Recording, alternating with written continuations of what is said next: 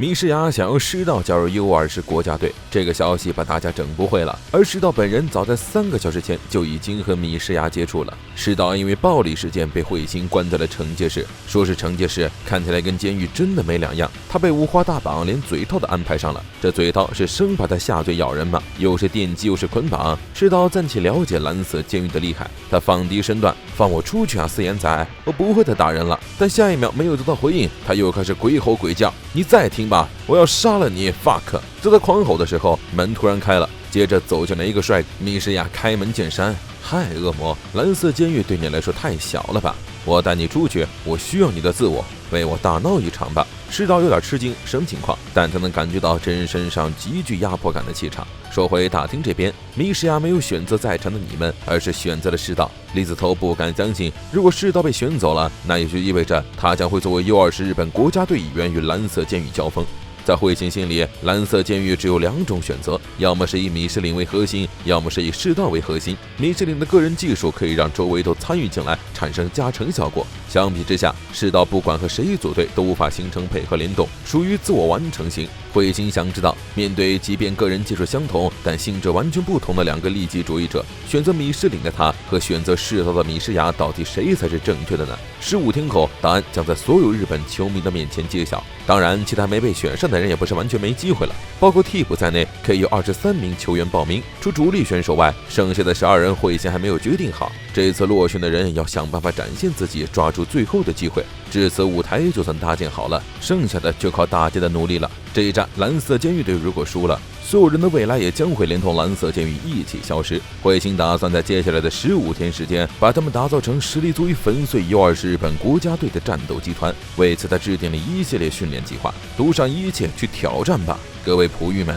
接下来可不容许有任何闪失。米世林不服气地哼了一声：“你太天真了，四眼仔！对我来说，这种比赛不过是通往世界第一道路上的中转站罢了。”疯了也跟着说：“就是我也一样，来到这里的时候就已经赌上了所有人生。”乌里人也笑道：“是啊，事到如今还畏首畏尾的都是凡人吧？”叶和雪宫也都相当兴奋，直也迫不及待想和国家队交手了。阿杰更是汹涌澎湃，入选主力阵容并不是终点，我一定会赢得比赛，一定会迈向更远的未来，迈向世界。彗星对他们的反应非常满意，要的就是这种自我。蓝色监狱11节终极集训现在开始。U20 日本国家队集训地这边炸开了锅，教练法医告诉大家，决战安排在2周后进行。为了取得比赛胜利，特意征召他们加入 U20 国家队。另外还有首次入选的米世牙选手。米世牙一脸冷淡，没什么特别反应。底下有些人很吃惊，太厉害了，是本人哎，好帅，真的能跟他一起比赛吗？但也有不爽。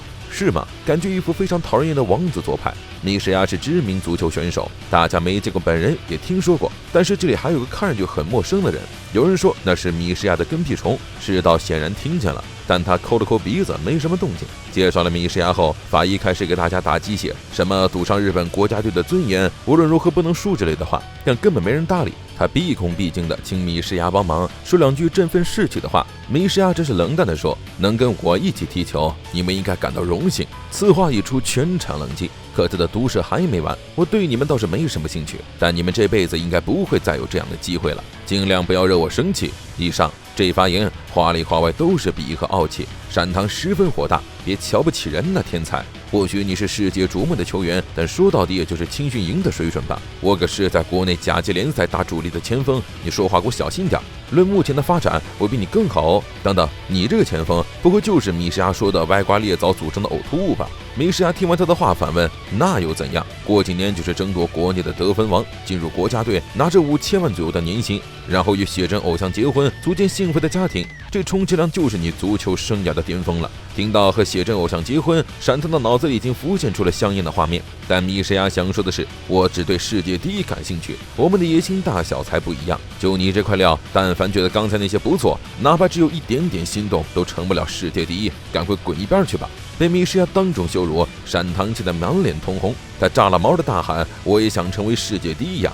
可还没说完，他的脑袋就被重重地摁在桌板上，世道跳得老高，整个人都要飞起来了。这一叩头可真是爽快。非常遗憾，你还是等来世吧。论资历等级很没品了哟，该小心说话的人是你，菜鸟前锋。世道一言不合就动手，这惹毛了其他人。喂，你是什么人？对我们的王牌闪堂做了什么？世道只是回头一笑，干啥？要打吗？全部人一起上！如果我赢了，就要让我进主力阵容哦！闪堂怒火中烧，米世牙嚣张就算了，你哪位呀？就你这种无名小卒，居然也敢侮辱我！闪堂怒不可遏，挥起拳头就要打。跳到空中的世道准备踢脚还击，但刚出腿就被艾空抓住。世道想用另一条腿杀他一脚，但艾空眼疾手快，一把把他另一只脚钳住，将他摁在地上一顿猛摔。慢着，等一下，U20的队员都被看扁了呢，气势凌人的样子我倒是很喜欢，小狗子。不过最后还是要看场上的表现。艾空扭头对边上默不作声的米世牙说：“你和那家伙都是新人，不要只会动嘴，要用行动赢得大家的信任哦。